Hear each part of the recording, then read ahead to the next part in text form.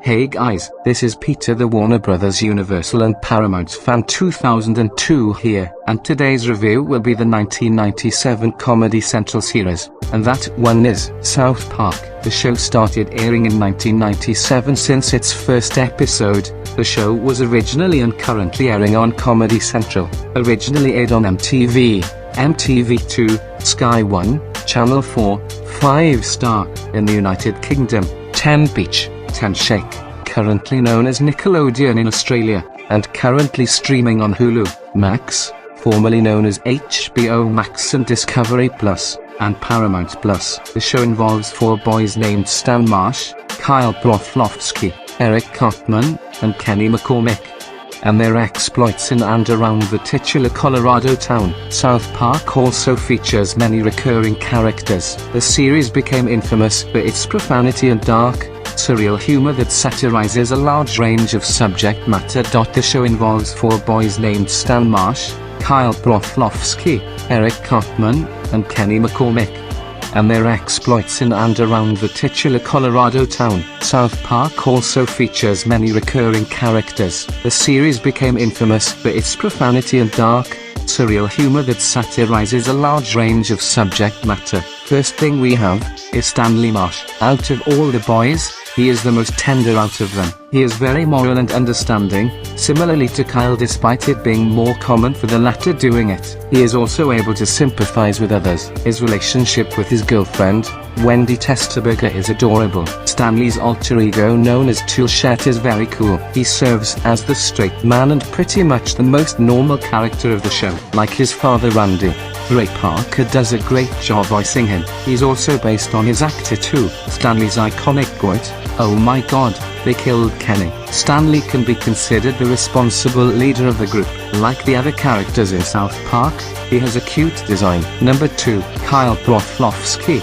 He's one of the most iconic and famous South Park characters. He's also a very smart and A+ student in school, and he has a lot of useful and trivial talents. He has a positive attitude and he's always willing to help his friends out when he needs to. He's super caring and always polite to his friends, and he also believes in working as a team too. He loves to study, sing, dance and play video games during his free time. Particularly in seasons 1-4, his voice is cute, and like Kenny and Butters, some want to give him a hug. He's also super caring to his family, and he's willing to protect his mom. Despite him kicking Ike in the past episodes, he loves and cares for his little brother very much. Speaking of which, his brotherly relationship with Ike is very underrated. His rivalry with Cartman never gets old. His voice actor, Matt Stone, does an awesome and terrific job at providing his voice. In fact, he's even based on his voice actor too. He's also got some awesome quotes like "I learned something today,"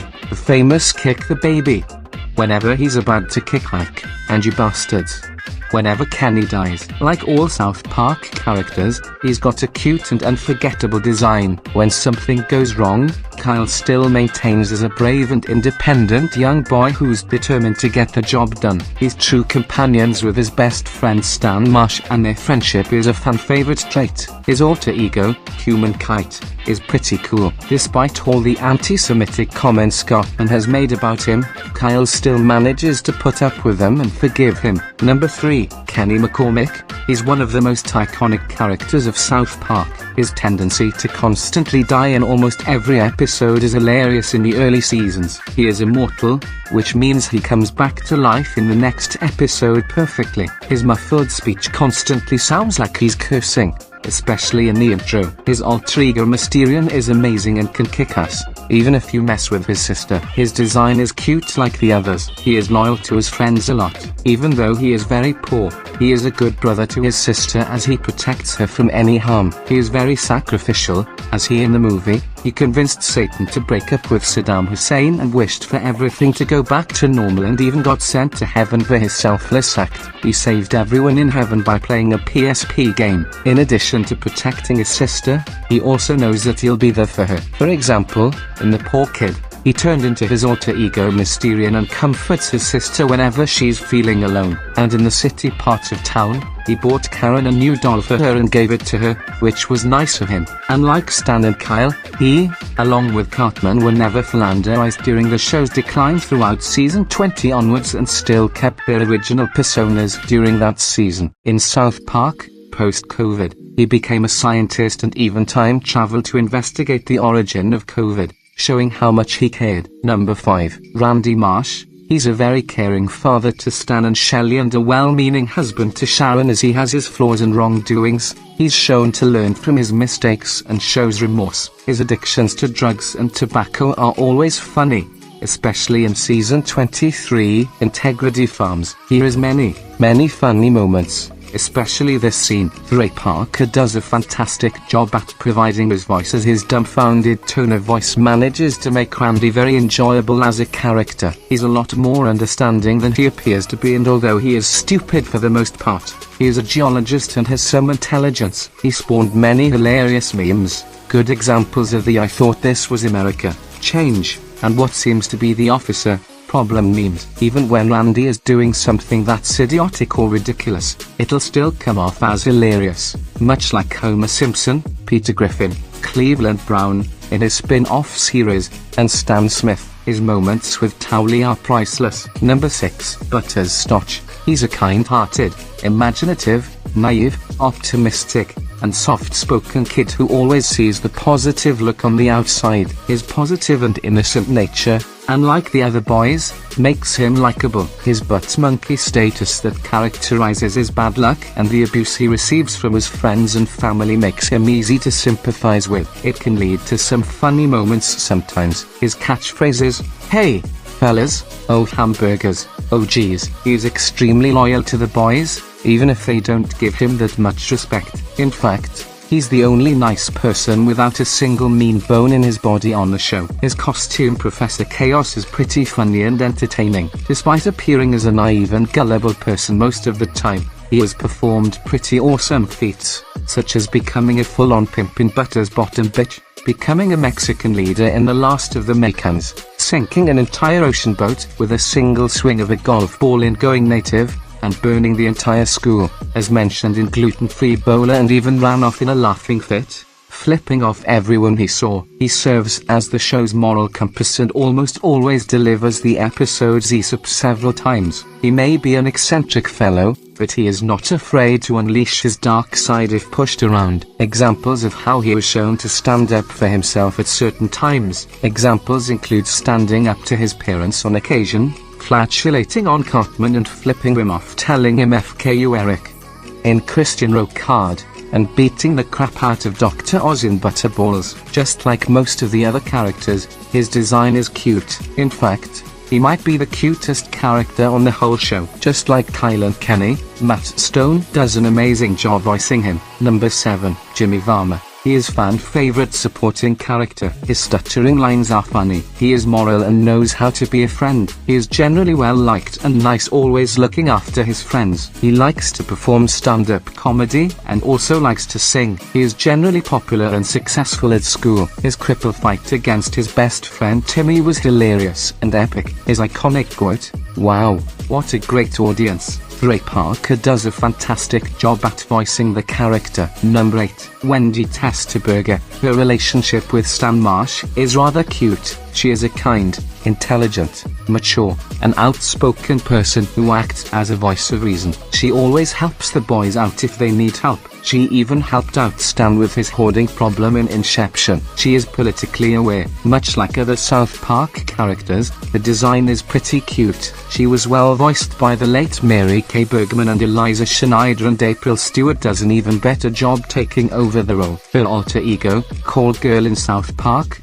the Fractured But Whole, is great. While she broke up with Stan in season 18, they reunited shortly after in Gluten-Free Bowler and stayed together until season 20. But she seems to get back together with him in South Park, the Fractured But Whole. In South Park, post-COVID, she's got a new husband by the name of Darwin. While she's married to Darwin, she still remains on good terms with Stan and cares for him very much. Darwin was also happy to see Stan too and sees him as a good friend. On top of that, In the end of South Park, post-COVID, the return of COVID, she still hangs out with Stan in the alternate timeline and is willing to do things with him together, which is nice, and there's a hint the two are still together since Darwin is not seen. She shares great chemistry with the girls such as Heidi and Bibi. In the episode Deep Learning, she was at her absolute best, giving major character development. She thanks Stan for being the only real thing in her life. Number 9, Heidi Turner. She is a kind,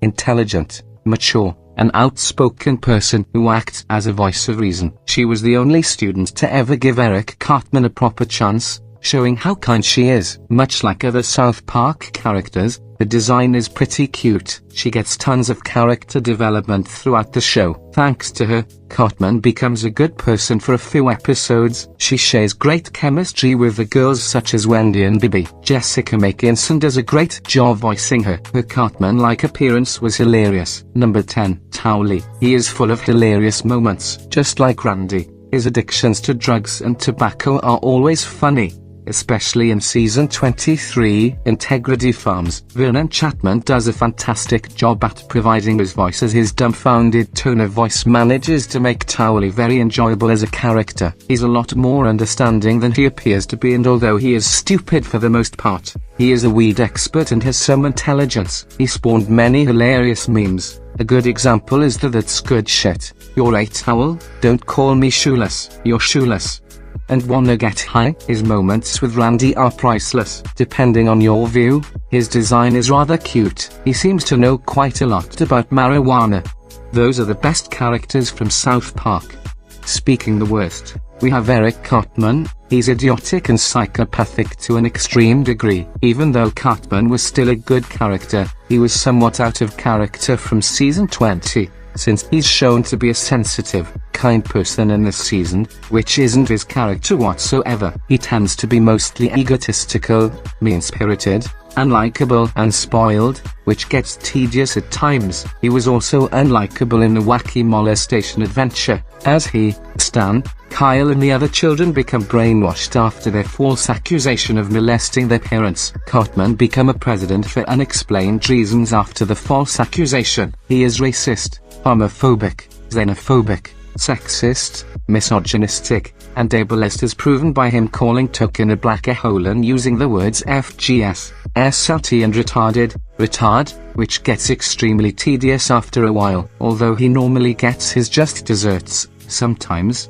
he gets off scot-free for his actions, making him a Kama Houdini with episodes like Scott 10 Norman Must Die, Jared has AIDS and, to a lesser extent, Ginger Kids being the worst offenders. However, he finally regrets what he did in Scott 10 Norman Must Die when he learns that Jack 10 Norman, Scott 10 Norman's father, was his father too in 201. Second worst character in this show is Shelley Marsh. She treats her brother Stan horribly and often abuses him for stupid reasons. Even one time, when Stan was trying to talk her out of what she was doing, she beat him against the TV. She barely gets punished for her actions, therefore making her a Kama Houdini for the most part. One time, when Cartman of all people complimented her, she got mad at him, revealing she cannot take kindness. Her boyfriend is 24 years old, meaning that she is dating a pedophile. She also previously dated a 22-year-old before that. Her voice is somewhat irritating. She hit Stan over the head with a chair simply because he asked what a clitoris was. She has some unlikable moments even after season 7, such as in South Park, The Stick of Truth, when she stole Stan's iPhone and attacked him and the new kid when they try to get it back. The late Mary Kay Bergman, no disrespect, and Eliza J. Schneider did rather bad jobs voicing her.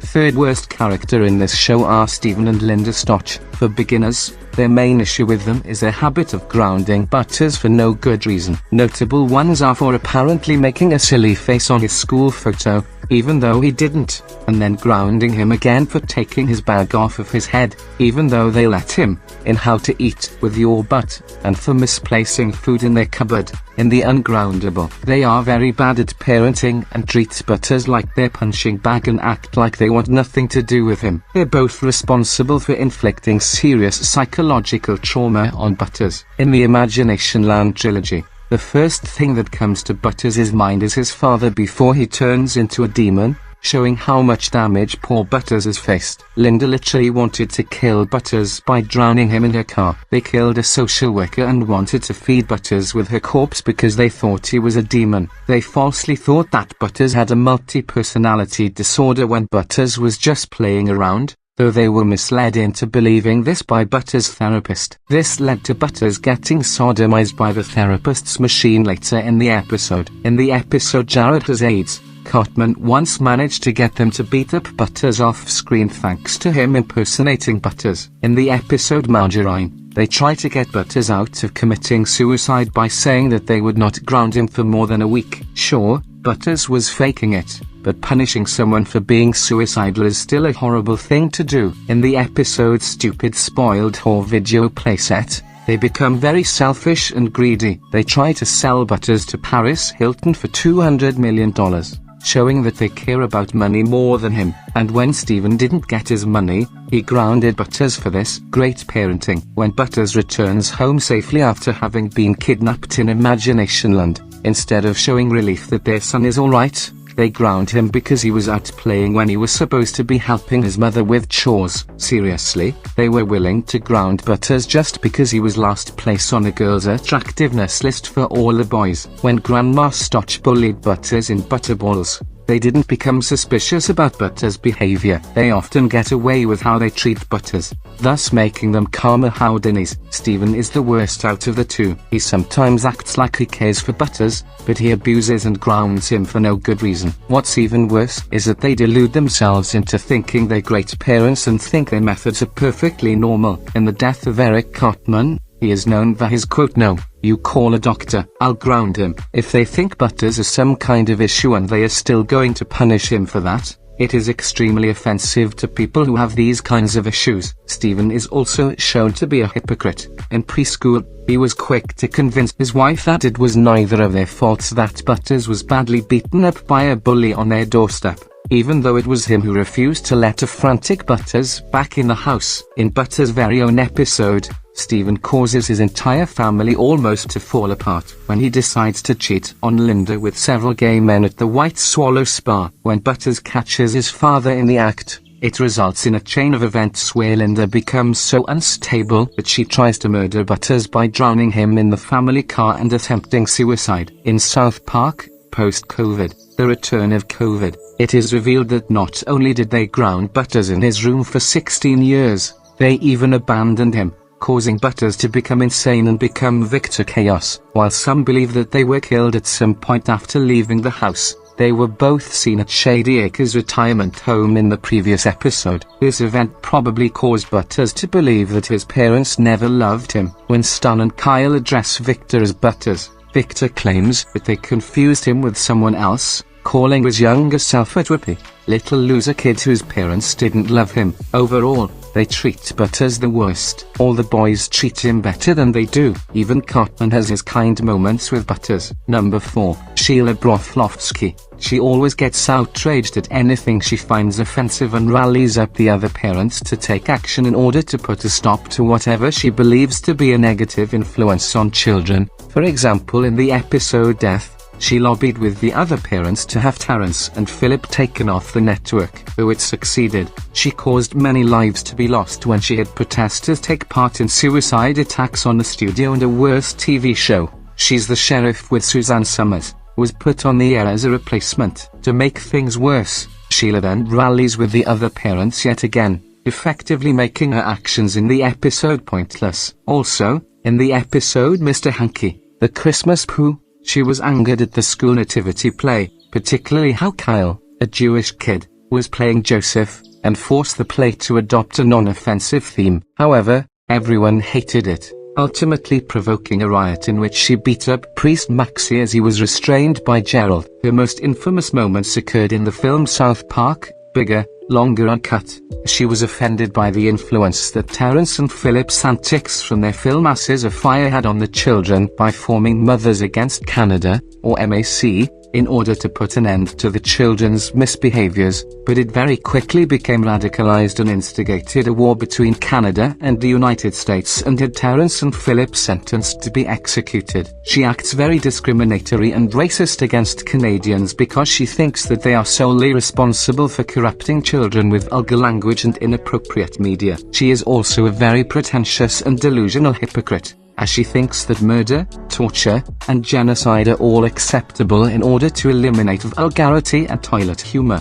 Despite using some of the latter subjects herself, and her efforts obviously proved fruitless in the climax as a good amount of bad words were uttered during that part of the film. Also, her hatred of Canadians comes off as very hypocritical, since her adopted youngest son and Carl's adopted baby brother, Ike, is Canadian himself. She acts like the female Jewish equivalent of Adolf Hitler, if not worse, as not only is her hatred for Canadians just as bad or even worse than Hitler's hatred of the Jews, but her actions caused almost all Americans to become Canada-hating censorship Nazis, attempted genocide, and Canadians getting sent off to Happy, which are actually concentration camps, which risked her own son Ike's life, and Americans boycotting anything of Canadian origin, very similar to the actions of the Nazis during World War II. Mothers Against Canada, MAC, is also a parody of the Ku Klux Klan and the Nazi Party, and the American-Canadian War is even revealed to fulfill an apocalyptic prophecy allowing Satan,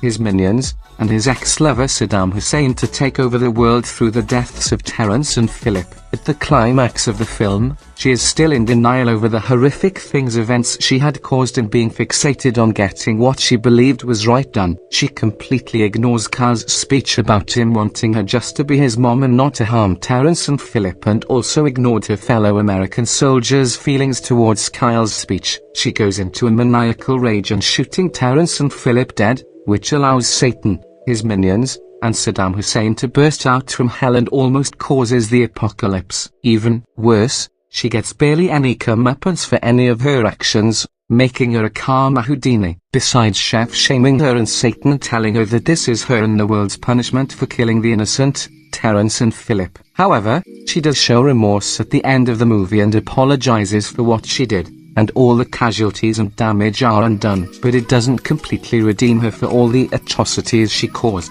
because she still ends up doing some of the same things she did before after this. In the video game South Park, The Fractured But Whole, she plays a role as a boss in the mission Alternate Universes Collide Again when Carl Schwartz calls her after being beaten up by the new kid. She comes out furiously and decides to attack the new kid and his selected allies, therefore committing child abuse. Although this is justified because she was trying to defend Carl Schwartz because he was getting beat up. Her voice can get very irritating and grating, especially when she's constantly ranting about offensive media and Canadians being a negative influence on children. She never gets punished for her actions, therefore making her a karma Houdini as stated before. Pretty much the only reason she hasn't been punished is that she's Carl's mom, which is a very pathetic reason to keep a character around and unpunished. She is the main reason why Cartman rips on Kyle for being Jewish. It is also the main reason why he sings Carl's mom's a bitch in Mr. Hunky. The Christmas Pooh and South Park, bigger, longer and uncut, though the latter time ends with Cartman being punished. According to the 2001 episode Terrence and Phillip, Behind the Blow, the American-Canadian War that occurred in bigger, longer and uncut claimed the lives of over 8 million people. So Sheila basically and inadvertently ended millions of lives just over trying to protect children from profanity and toilet humor, and they would have stayed dead if Kenny didn't use his wish to bring them back to life. Let's also not forget about its movie. They have their own theatrical movie from Paramount Pictures, Warner Brothers Pictures, and Comedy Central. South Park, bigger, longer and uncut from 1999. That movie was great. Not only that, they also have their own special movies from Paramount Plus and MTV Entertainment Studios. South Park, Post-COVID from 2021, and South Park The Streaming Wars from 2022. Not only that, they also have their own video games. First games published by Acclaim Entertainment, South Park, video game, from 1998 for the Nintendo 64. South Park, Chef's Loof Shack from 1999 for the Sega Dreamcast, South Park Rally from the 2000 for PlayStation 1. They also have their video game from Ubisoft, South Park, The Stick of Truth from 2014 for the PlayStation 3 and Xbox 360. South Park, The Fractured But Whole from 2017 for PlayStation 4 and Xbox One, and their own mobile game, South Park, Phone Destroyer. Also, in this year, they have another video game from THQ Nordic, South Park, Snow Day from 2024. So, what do I rate this show? I'm giving this show a 10 out of 10. This show is one of the best shows of Comedy Central, and this concludes this review.